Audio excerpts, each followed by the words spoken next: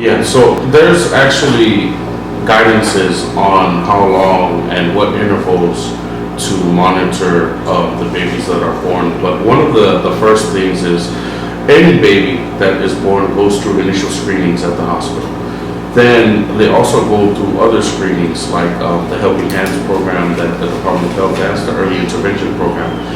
And then the follow-up is done at well baby clinics for Department of Health. And so for those that are born from Zika pregnant mothers, the intervals that they come in are just different from those that regularly come in for regular shots and things like that.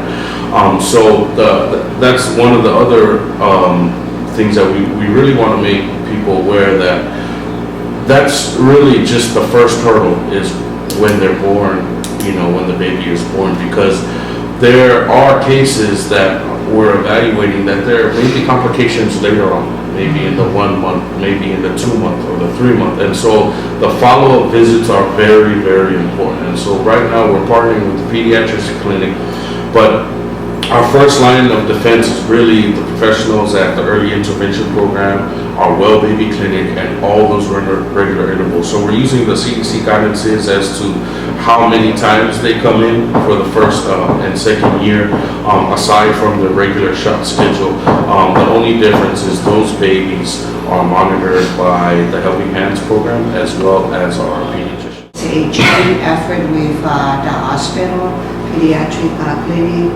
physicians, and also the providers out at the well baby clinics at the community health centers, Leone, Amoni, and Tafuna health centers. And at the same time, too, these babies that are born from the moms that are positive are also to charge a flag.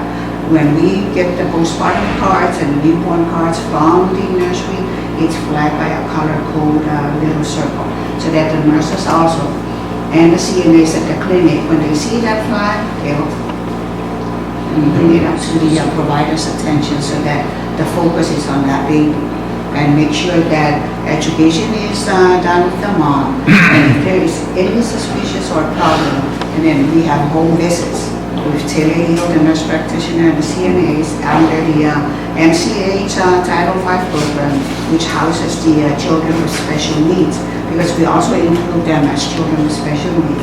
They need to have home visits too.